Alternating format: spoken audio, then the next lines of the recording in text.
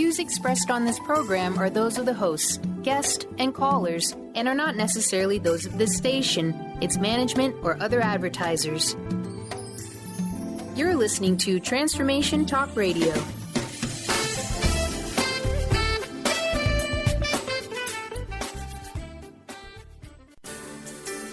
On the cutting edge of the new mainstream, Christine Upchurch is passionate about bringing together science, psychology, and spirituality in a way that can be applied to our everyday lives for true transformation. The Christine Upchurch Show, stellar conversations to illuminate your journey, engages some of the most inspired visionaries on the planet in lighthearted, lively dialogue. Join us as we explore the expansive nature of reality in a down-to-earth way, offering you insights and tools, empowering you to become that bright light you're meant to be. Now, here's your host, Christine Upchurch.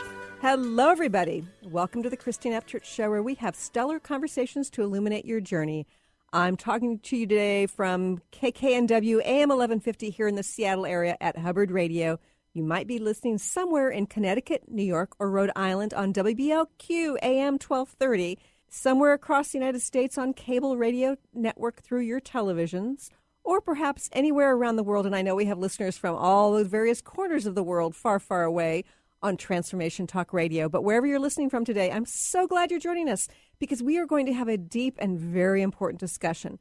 But before we get into that, I want to say hello to my better half here in the studio who allows you to hear these conversations through his magic and the magic of technology, Mr. Benny Mathers. Hi, Benny. Hi, the illumination of journeys and memories. Of course, it's Festivus for the rest of us. It's the holiday time. Lots of Christmas lights being thrown up all over. Yes. I literally probably couldn't sleep because of my neighbor. I swear it's like the reenactment of the Griswolds. Oh, no. They went all out this year, and I might need to have a little conversation with them. Oh, dear. So They did. They just went all out. I'm like, oh, I got home. I'm like, wow. and you have to go to bed early, too. Yeah, and I'm so... like, they put up everything. Oh, dear. It looks great.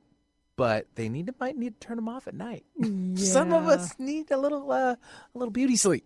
Well, it's funny because I haven't figured out how to use the timer that I used last year, and so mine are on all night long as well. And because I'm not going to go out. I mean, we got wild animals. Yeah. And it's really, really dark where I live, and I'm not going to go out there and Mess with unplug it? them. But I don't think I'm bothering anybody except maybe the coyotes. Oh, well. Yeah, They're probably having their own little Festivus Yes. for the rest of us. I'm really excited because I know I've mentioned on the show before that I've been working on a new website. I decided many, many months ago, after seeing that it was, not all that difficult these days to build your own website, to go ahead and start working on that. So I was playing around with it a bit, and then I realized, I could sort of put this together, and literally spent hundreds and hundreds of hours choosing images and getting it all set up. Anyway, I think it's pretty beautiful, even though it's not complete yet. We're still working on archives for the radio show. But I encourage you to go to the new website, which is ChristineUpchurch.com, and take a look and try to click on all the different pages because there are some very beautiful images. Even if you don't want to read the text, take a look at the images because they're absolutely beautiful. And it was a labor of the heart. And one of the exciting things about this is I'm going to be reposting the shows, and there's going to be a link to them, and it's going to actually go through my blog, which means that you, the listener, are going to get a chance to share how you feel about the show, what you learned about the show, insights that you want to share with us and the other listeners. So it's great. It's like you're going to get to be more engaged if that's what you'd like to do. And today, I am so excited about this guest because I've had her on the show before. Her name is Malley, and she is just a wealth of wisdom. Oh, my goodness. She is an author of several books. She's a counselor. She calls herself an awakening mentor here in Kirkland, Washington, which is very near here. And, in the early 1970s, she had a very powerful awakening, which led her to sort of shift her own relationship with challenges. And it helped free her from some struggles, and we're going to hear a little bit about that. But then she moved forward to share her wisdom with others. And I have to tell you, the people who've said wonderful things about her are just amazing. Eckhart Tolle, he says, Every page of this book, The Gift of Our Compulsions, which we're going to be talking about today, every page of this book is replete with spiritual insights, with wisdom both practical and profound. Larry Doss, AMD, talks about how it says, ancient wisdom tells us that the best solution to a problem is sometimes to relax into it rather than struggle and fight. This is the essential insight Mary Malley brings to the challenges of compulsive behaviors. And there are so many others who talk about how this is just like filled with wisdom. And it is, it's one of those times when I've gone through the book and I start putting all these little colored tabs in there so I can remember that I want to remember that line. I want to go back to that. And it's looking like a kaleidoscope, the edge of my book, because there's so much good stuff in there. Anyway, Mary, she's written several books, including The Magical Forest of Aliveness, A Tale of Awakening, Belonging to Life, The Journey of Awakening, The Gift of Our Compulsions, A Revolutionary Approach to Self-Acceptance and Healing, which we're going to be talking about today. And she also has written this wonderful book that's actually going to be republished in January. I'm so excited about this. What's in the Way is the Way, Moving Beyond Your Struggle into the Joy of Being Fully Alive. I'm so glad to welcome Mary Malley. Thank you, Mary, for joining us here today. Oh, I'm so glad to be here and explore with you. Mary, I think that a lot of people would think twice when they look at the title, The Gift of Our Compulsions. So, right. Wait a minute. The Gift of Our Compulsions? What does that mean? And I know that compulsions are evident in most people's lives, and I'm going to love to hear your perspective on it. What is it about your own path that led you to this perspective that compulsions can be gifts? Well, I started out in a childhood that I wouldn't wish on anybody. And I remember my first memory of compulsion was stealing my father's candy and going up into my bedroom, and I had a little vanity with a skirt on it, and I would go underneath there and just eat piece after piece of rock candy. And of course, then I just dieted and I ate and I dieted and I ate, and then I went away to college and added alcohol to that mix, and then when I left college I added street drugs to that mix, and all that time I felt there was something terribly wrong with me. Not only that I was compulsive, but I couldn't control them. Right. That was evidence that I was bad and wrong. Well, isn't that sort of the mainstream perspective that these compulsions absolutely. are something to be controlled? Absolutely. And the statistics show us that is not the case. The U.S. Surgeon General report is that 98% of every pound that is lost in America is gained back plus some. Wow. In fact, you can see the statistics of we are becoming bigger and bigger and bigger every year. And it is a law of our psyche that what you try to control will control you.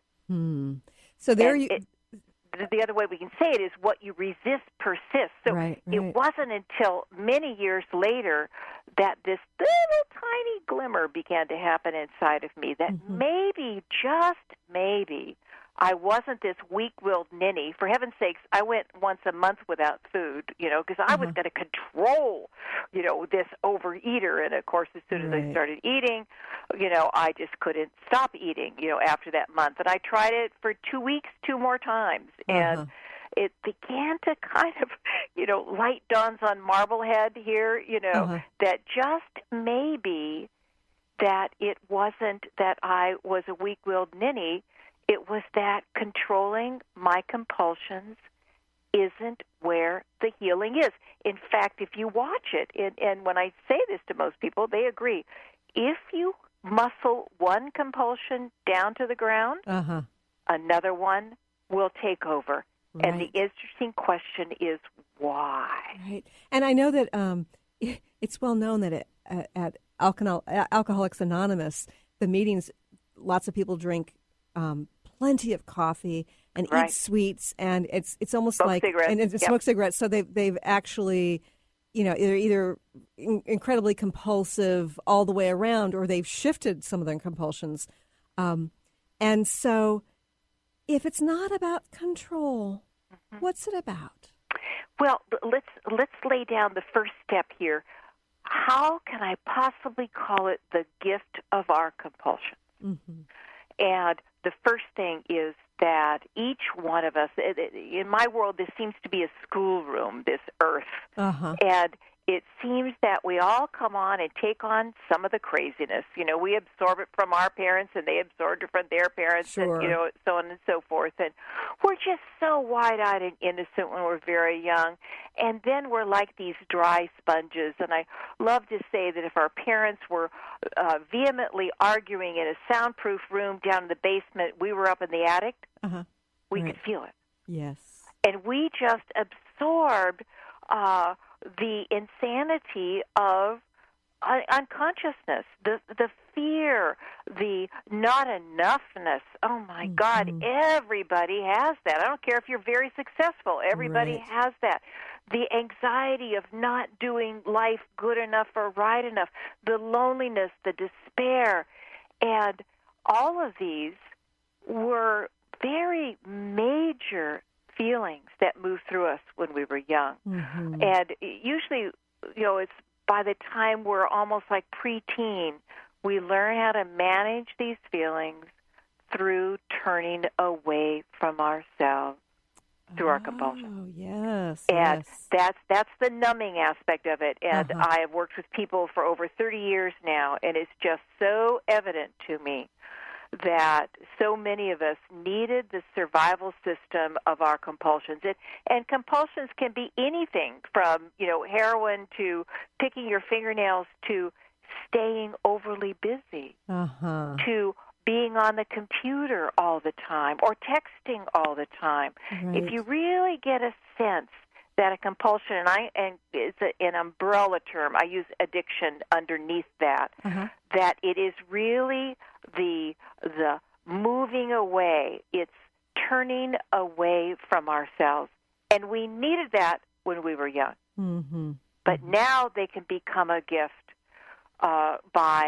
they will now become their guide back to life, your guide back to life. And my body stayed basically the same way for decades now, because as I began to do this kind of work, the alcohol and drugs had kind of faded away by themselves, but the eater was my main compulsion.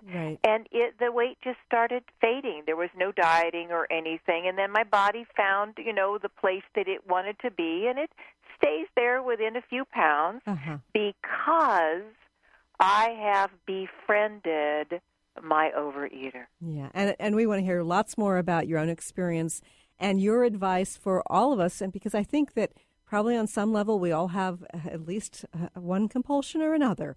So more with Mary O'Malley when we return here in a few moments.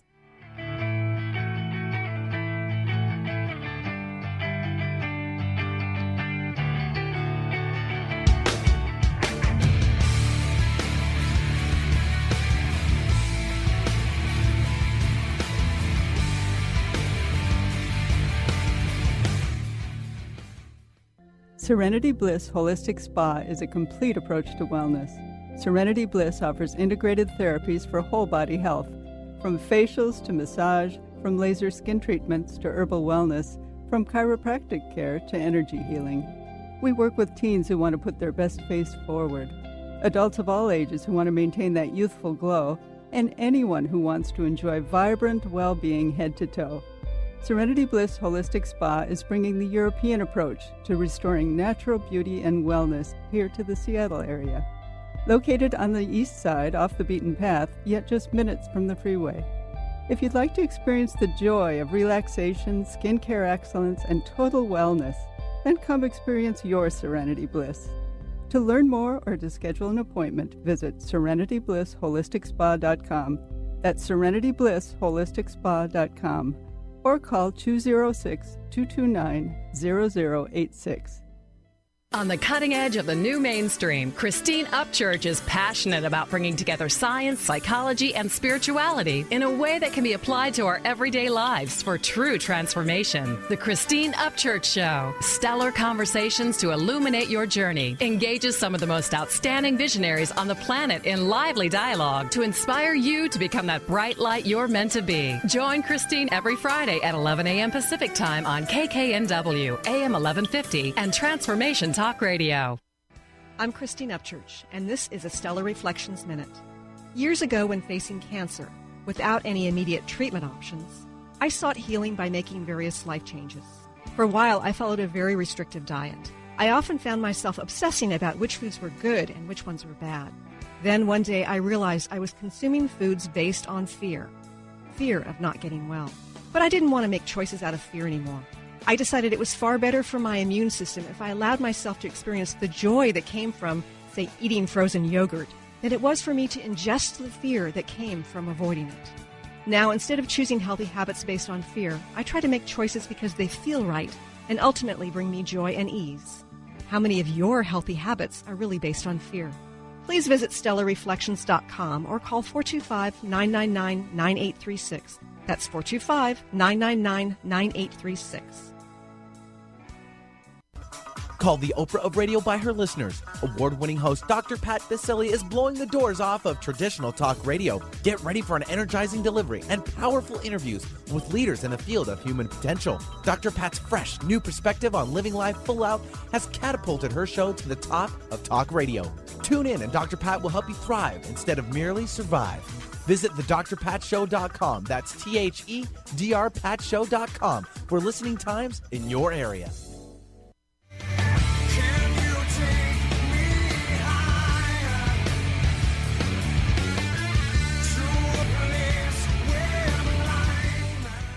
Welcome back to the Christine Upchurch Show here on KKNW, WBLQ, CRN, and Transformation Talk Radio. I'm having a conversation today with somebody who's just so deep with wisdom, and she does such a great job communicating it to us. Her name's Malley. She is the author of The Gift of Our Compulsions and also What's in the Way is the Way. So, Mary, you know, you're talking about how these compulsions can be gifts. Right. How did you sort of discover this in your own life with, you said ultimately you let go of everything except food. The eater. And that became my teacher. And what I say in the book is that our core compulsion is to struggle. Uh-huh. And all the other compulsions are an attempt to numb out from the unease of that struggle. Okay, so I want you to expand upon this, Mary, because this feels really important. Yeah, it is. It is. And the best way I've ever described it is in the new book, What's in the Way is the Way, and it's with the meadow metaphor. And, you know, I'm sitting here looking out this beautiful bay window to this, you know, absolutely magical garden that I live in. And, you know, there's birch trees and magnolias and rhododendrons and maple trees and all of this. And to me, this is the dynamic of life, that everything, it looks like it's solid and stays the same. It doesn't. It's the flow. And the meadow expresses that. The idea of a meadow, put yourself in the most beautiful meadow you can imagine, and everything in that meadow flows. The water, the brook flows through it, the clouds flow through the sky, day flows into night, the sound of the birds, those sound waves flow, light waves flow, and we lived in that flow. That life is a creative flow, and we get to be alive for these few precious years here, recognizing and bearing witness to this 13.8 billion year flow of creativity.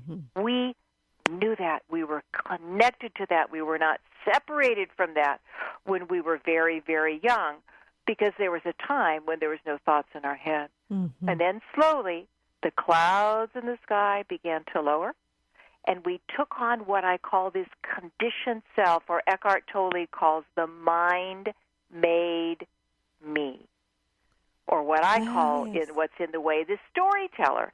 And we eventually get completely caught in these clouds of this storyteller in our head that likes and dislikes and thinks this is good and that is bad and that is wrong. Right. And it is always constantly moving from fear. It can be very ordinary fears like, the length of the stoplight, so I'll be late to the appointment.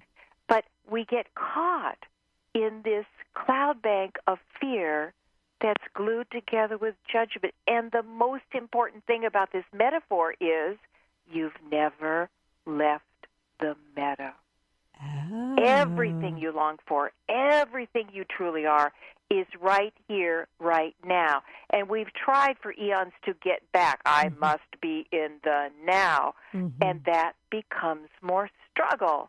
Right. Oh, yes. Yeah. Yes. Isn't it? It's just the mind trying to do it again. Right. So what I discovered is that our job is to learn how to do what I call look to unhook, to get to know this struggling self, this storyteller, these clouds that you are identified with all day long.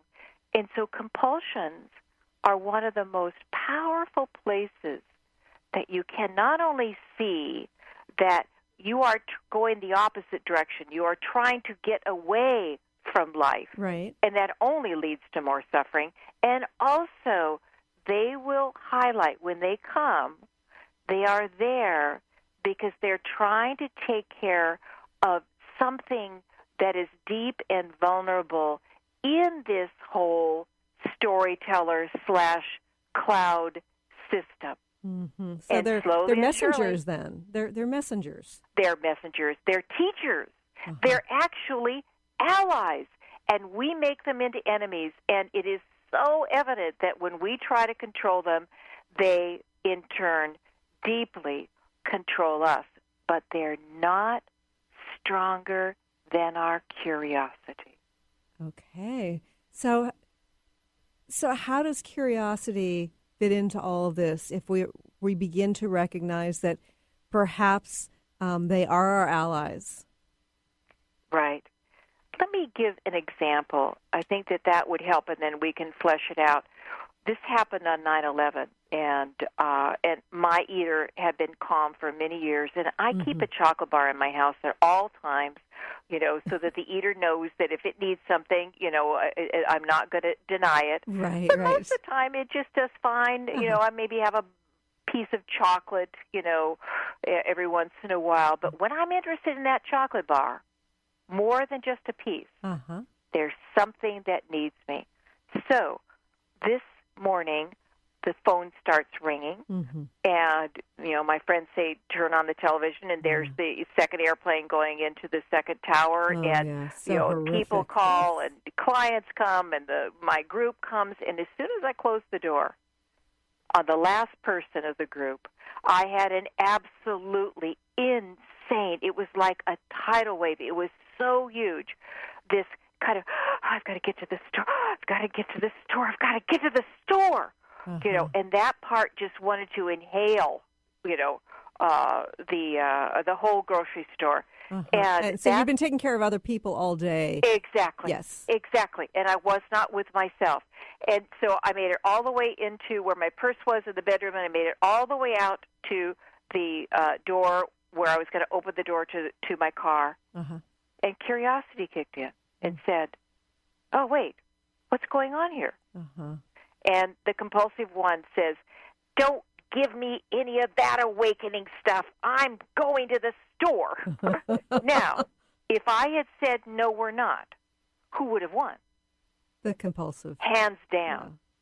Yeah. So I said something that really worked well because I have been very curious about what's happening before, during, and after a wave of compulsion. And I said, well, we don't feel very well when we take care of ourselves in that way. And I was ready to give it an option of a couple of other things I could do. And it says, no, we're going to the store. Well, then I said to it, I'll tell you what, give me 5 minutes on the porch, and then we'll go to the store if you still need to go to the store. And it said yes. Why?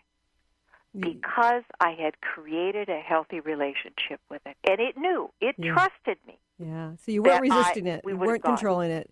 Yeah. You were allowing it. Yeah, exactly. And I work with it, and I listen to it. It has so much wisdom, this urge to get away from ourselves and whatever it is protecting. So I went and sat on the porch, and, it took some nice, long, slow out breaths because everything was just whirling and spinning inside of me. And as the nervous system calmed down through the breaths, I noticed this it was almost like an atom bomb that was going to explode, around my stomach area. Right. And I just brought my attention there. And I recognized it. I acknowledged it. I see that you're there.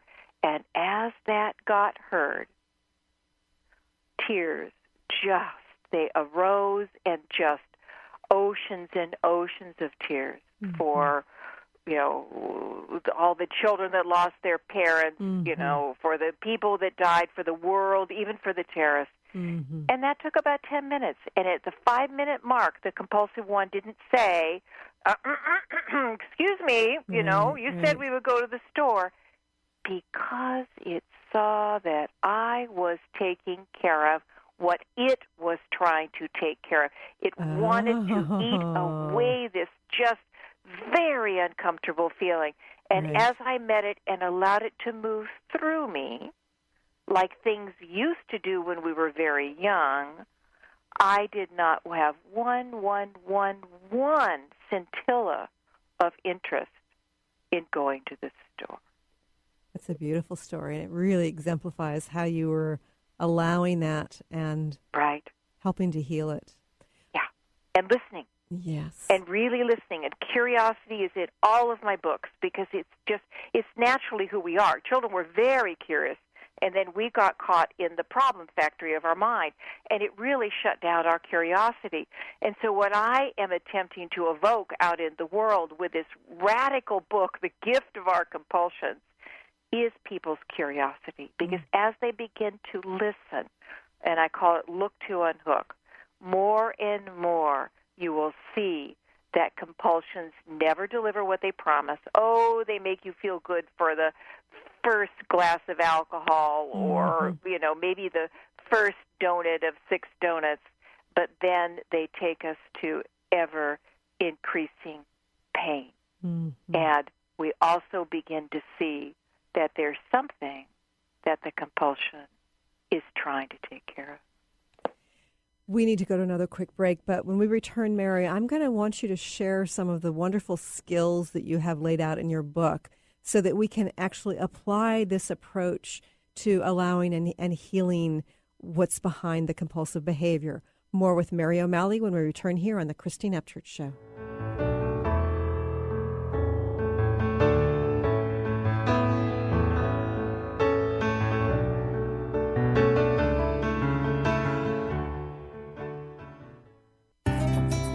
What does it mean to be healthy? For each of us, it means something a little different. Discover the art of herbal medicine, a natural way to help our bodies respond better to the modern-day stress and toxicity of our everyday lives. Using organic herbs from around the world, the skilled herbalists at Urban Wellness in Kirkland can help you choose the herbs that are right for your body. Find your herbal solutions for common health issues at urbanwellness.com. That's HERBAN wellness.com.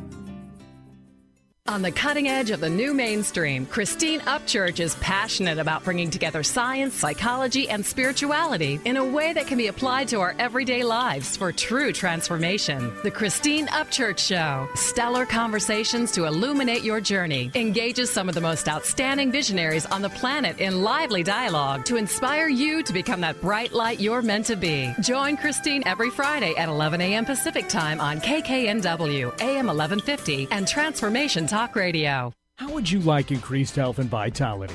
How would you like to avoid the onset of disease as well as slow the aging process? This is all possible through a simple, safe, and natural process.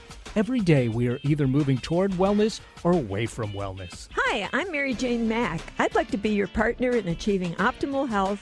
Contact me now at maryjanemack.com or call 425-392-0659.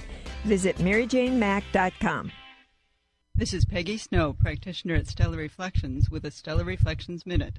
So many people these days are trying to find ways to relieve their stress. What happens to our breathing when we're feeling overwhelm and stress? When we tune in, we realize that we're either holding our breath or taking very shallow breath to signal the body that all is well, which most of the time it is. Sometimes all that is needed is a nice, deep breath to break the cycle.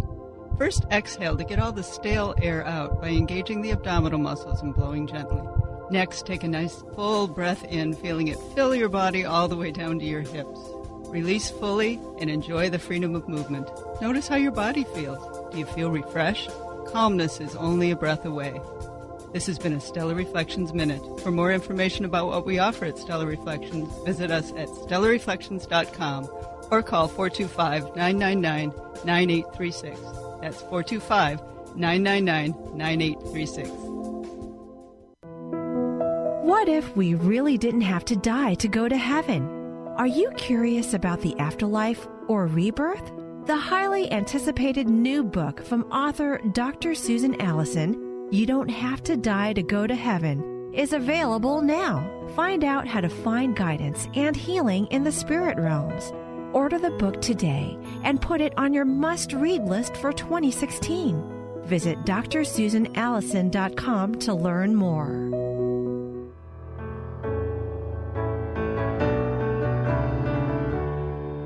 There's a town that I call home,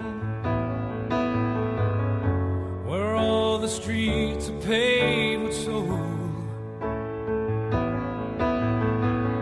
Down on Beale there's a honky-tonk bar, so hear the wail of a blues guitar. Have a beer and drop a dime in the blind man's yard. Welcome back to the Christine Upchurch Show here on KKNW, WBLQ, CRN, and Transformation Talk Radio. I've got one of my favorite guests on my show again today. Her name's Malley. We are talking about the gift of our compulsions.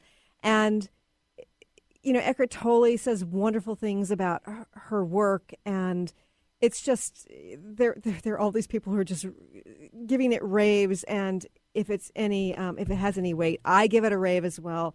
It's one of those times when I've just marked all sorts of pages because they're just filled with wisdom. So, Mary, here we are, and for many people, it's the holidays. There's a lot of craziness because we have much more to do. It's fuller in a lot of ways, right. And connected to our heart. But is this a time when people are experiencing more of their compulsions arising? Oftentimes, because it's like so much of the world is coming at us, and if we really think about it, you know, even our great-grandparents, you know, we hear and see more sounds and more images in a week than they probably did in years. Yes, indeed. And we don't realize that there's so much coming at us. And there is that sense of kind of almost like holding our breath. And as soon as we hold our breath, then we are ripe for compulsion, because we are cutting ourselves off from the alive, joyous, creative flow that we are. Mm-hmm. And then you add families into the mix. Right. And, gosh. yeah, and that's where we learned a lot of these ways that we hold onto our breath and tighten our bodies. But if people go through the holidays with this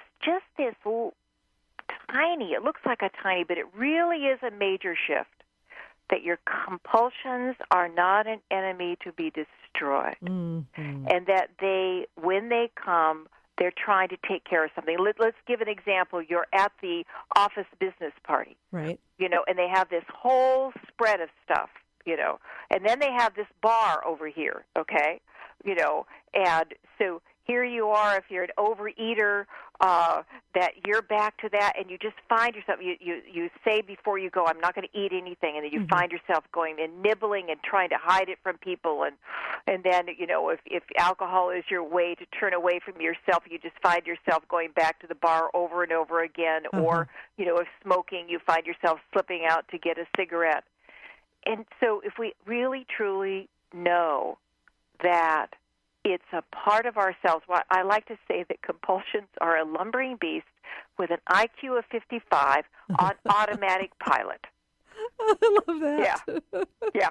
And if you really understand that, then you won't so much get into this, oh, my God, I did it again. I've got another party to go to tomorrow. I am not going to eat anything. And then, of course, then that actually empowers it, and then off you are to the races. Then you get to the place where you say, oh, futz, and I don't care, right. And then you get on the scale, or you finally wake up from the alcoholic haze, the first week in January, and then you judge yourself. Yes. Or you go into despair. Right. And I think overspending is another thing that people do. Yeah. Yes, big time. Yes, this time of year. Big time. Yeah. Yes. Purchase the comfort, or purchase other people's attention or connection by, giving them way beyond our means what we want to give them. And, it's now shown that, oh, my God, stores are so skillful at doing the right lighting and the right smells and the right sounds. And if you're a shopper, that, it's the same thing with food or alcohol or cigarettes, more. And then we crash into judgment and in despair. Right. I'm saying be curious rather than judging that. Okay, so Mary, if we start out by being curious, what are some of the other skills that we can employ to sort of explore this more deeply and to meet this monster with the IQ of 55? Right. That curiosity is really the foundation. That's why I call it look to unhook. It's almost that oh my God, I'm so anxious about the office party. Oh my God, I wonder if he's going to be there or she's going to be there. Oh, am I wearing the right thing? And you can just feel yourself getting just very, very tight. And then all of a sudden, curiosity kicks in and says, oh, anxiousness is here. Right. That shift from I am anxious to anxiousness is here may not seem very big, but those are the tiny drops of water that make the ocean of remembering. And it can be very helpful to spend a few minutes every day in the morning just developing curiosity. Whether you crawl into your shower and you just hold the intention that you will actually feel the water, going down your back, or smell the shampoo, or really be there and watch the mind wanting to go forward and planning the day. And you just, no, for these few minutes. Or you could do it with your morning cup of tea, on the porch, or you could just listen to all the sounds around you. And so it is important to develop this curiosity muscle. And I talk a lot about that in both of the gift and the what's in the way, because it is important to develop it, because this urge to turn away is just so strong. You remember my story, it was like a tidal wave, or a tsunami, better way to describe it. Right. And what we want to do is begin to develop that muscle. So, go ahead. So you make a distinction between feeling our feelings and meeting our feelings. Exactly. What is that about? Exactly. So, feeling our feelings. Well, let's go back a bit. A lot of people say, oh, I had a wonderful childhood. But we all had many, many experiences where it was just, so painful and confusing. One of my favorite examples is that your older brother takes your toy and taunts you with it. Yeah, been there, done that, yes. Yeah, and desperately try to get away from it. You get it away from him, and you get so frustrated you bite him. And then he yells and goes to Mom. She comes in and spanks you for biting him and sends you to your room, right? Right. Or your favorite goldfish that you commune with every night is dead the next morning. And the father says, it's only a goldfish. Right, and flushes it down the toilet, yes. Yeah. And, we'll get you another one. So all of us had really, really, really deep feelings, oceanic feelings that moved through us, and we didn't know what to do with them. So we learned how to hold our breath and tighten our bodies and stash them deep inside. And so curiosity is what begins to set these free. Curiosity is the act of being with, just like I was with the sensations in my stomach. The body can help you a lot learn this skill. And it is not the act of feeling your feeling, because that is usually we fall right into it. That makes sense. Nor sense. is it the act of turning away from it. It's actually being present for it, just like we want another human being to be present for us when we're feeling bad. That human being doesn't, the one that really makes us feel better, doesn't fix us, doesn't judge us, doesn't ignore us. That's what curiosity is. And it's almost like having a parent being present with the child when the child's had something bad, like fallen and skinned a knee, or had something happen at school that hurt their feelings or whatever. Yeah, that's it. We in a way learn how to parent these. I wouldn't say there's an inner child inside of us. I would say there's parts of us that got frozen when we were very young, and we do what unskillful parents do. Oh God, I don't want to deal with this. Just go away. Or oh my God, you're such a ninny. Stop making a big deal, or I'll really give you something. Yeah. So we learn how to begin to be really curious, not only about what our storyteller is doing, but also what's happening in our body. And that leads us to the second skill, and that is our aware heart. And so many of us have learned one way or another to kind of try to transcend the body, try to, disconnect from the body. And you're saying that we shouldn't be running away from it. Not that we shouldn't. It's just to know that we were trained to run away from it. Okay. And the safest thing we'll ever do is come back and be present for what we are experiencing, so that we can come back into our body. And when that happens, our main brain, which is our heart, and science is showing that now. Right, it's very exciting, yes. Yeah, the main brain, now it is safe for it to open again.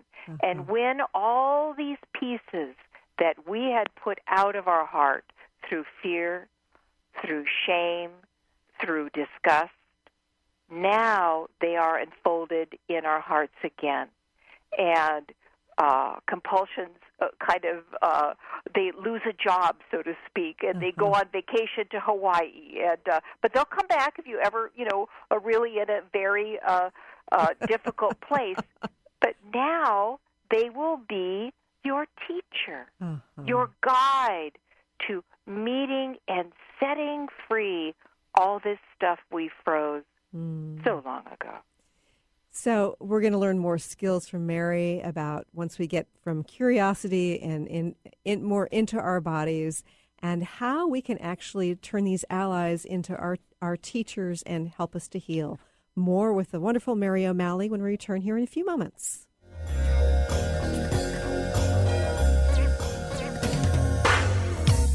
Curiosity, so mysterious.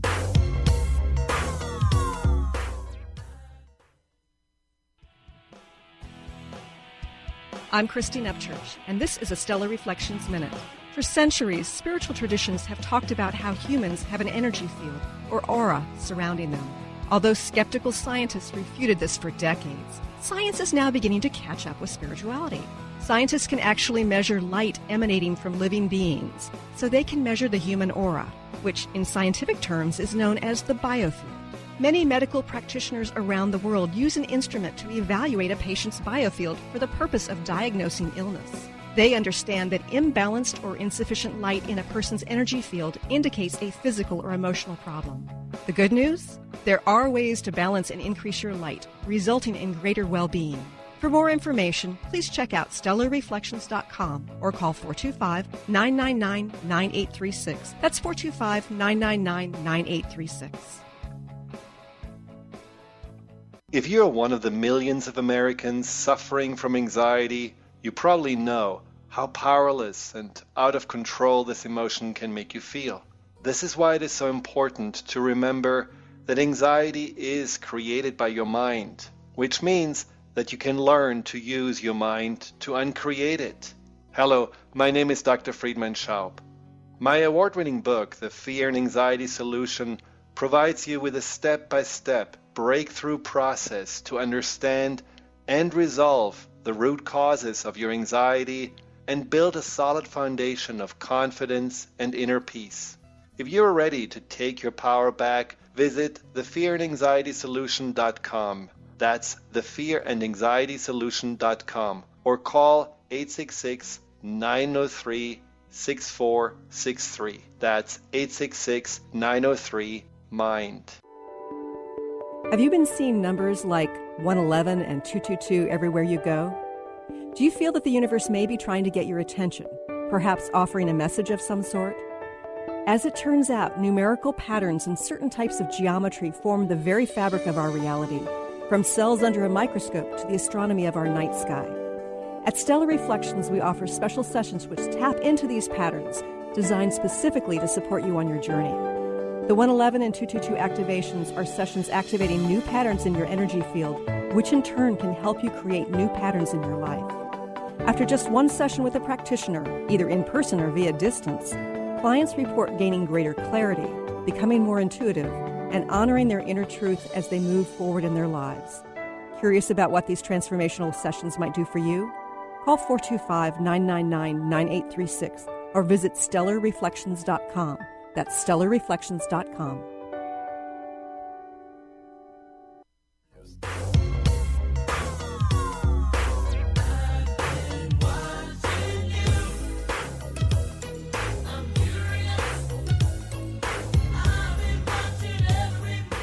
Welcome back to the Christine Upchurch Show here on KKNW and Transformation Talk Radio. I love some of the music you find, Benny. It's curiosity. Yes, aren't we I love all? it. Yes, and it's such a great lesson from Mary here.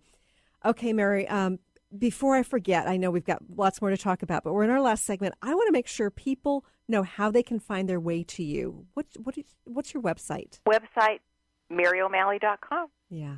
Very simple. And you've got a new website called What's in the Way is the Way, Oh, yes, too. for the book, and they can see, oh, my God, there's so many amazingly wonderful people that are endorsing this book. So both of those websites, and I do Skype counseling, phone counseling, I do phone groups, and then I also in Kirkland, I have 2 in-person groups. Wonderful. Okay, so before the break, you were talking about how important it is for us to sort of reside in our bodies again. Right. So how does that benefit this process of healing?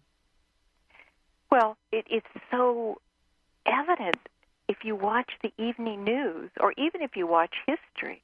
Mm-hmm. We've been caught in our minds. Yes. Disliking. It's a dualistic mind. It's based on fear. It's glued together with judgment. Mm-hmm. And it is absolutely one of the most creative things life has ever made. And it was a tool that was given to us. But we're very young as a species, and so we have become the mind. We think that we are our thoughts. Uh-huh. And that's when we go to war. And if you watch the evening news or history, you'll see that in many ways you're in that same relationship with yourself. Mm-hmm. And what most people don't realize is that they're homesick. Oh, yes. They are homesick to come back into their bodies and come back to this living moment. That this is the only moment that matters. And what we usually do is we place this filter of our stories about life over life. Uh-huh. And we are starving. And most people go to their deathbeds completely identified with their heads. Well, we have 2 other brains. In fact, I was interviewed for an amazing book called M-Braining, Multiple Braining, a number of years ago, and they took 600 of the leading-edge research papers about how we do have 3 brains, the abdominal brain, the heart brain, and the head brain. Uh-huh. And our main brain is the heart. And so here we have this inclusive brain, whereas the mind is this exclusive brain. Uh-huh. And here we have this belly brain that is that gut knowing, that is a absolutely wonderful guide through this wild and crazy adventure called life. And to be cut off from both the gut brain, which is this reservoir of knowing that has it, just like you have an umbilical cord in your belly that connects you with your mom. Uh-huh. You have an energetic umbilical cord in your belly that connects you to life. And to live life without access to that, and to live life without our heart, we get caught in the war of our mind. Mm-hmm. And that causes compulsions. And that's why compulsions are such an important teacher for healing this war. Mm.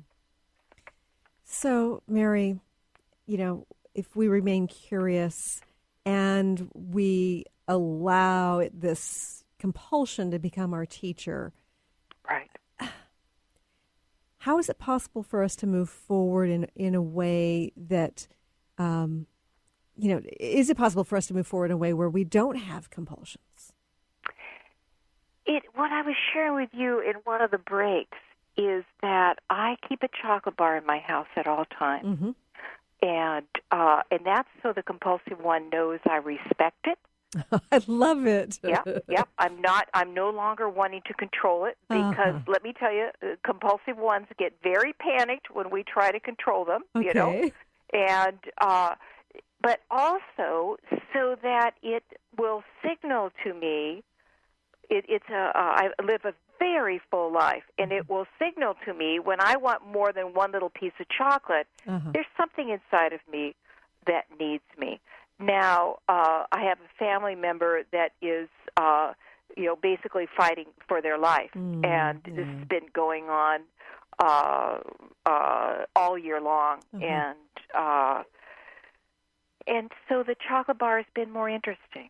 Mm-hmm. So it's not that we're trying to get rid of compulsions completely. Okay. They are turned into our ally. They're our guide. And when they do come, my wave of compulsion is 2 or 3 little squares of chocolate. Whereas before it was a bag of chocolates, a box of cookies, and a milkshake. Right. And then that wasn't even enough. Oftentimes. Yeah. So we're not trying to get rid of it. We're trying to help it. We're trying to listen to it enough that it can be our guide back home. Mm. So how do you define home? Living fully in our bodies. Our belly is soft. This is such a key part of it. I wrote about the belly in the new book, that when we're caught in our minds, our bellies are tight. Mm-hmm. Oh, yeah, when absolutely. Here, yeah. They soften, and then we have access to all this wisdom.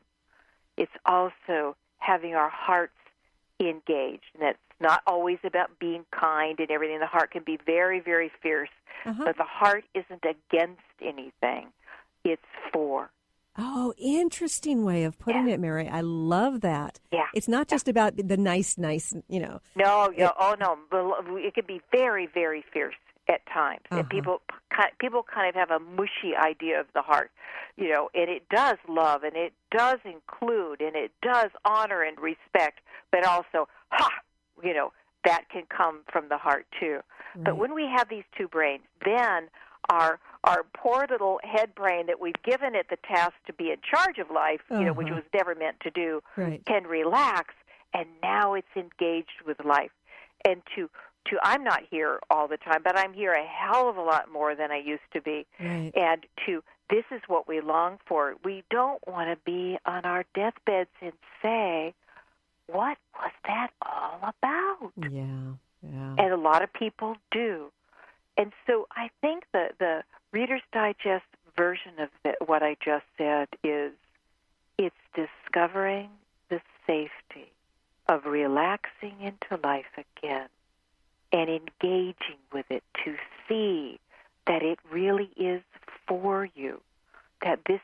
magical adventure that is giving you the exact set of experiences you need in order to come out from behind the veils, the clouds of this unconscious mind, this conditioned mind in your head, and truly come back into full engagement with life.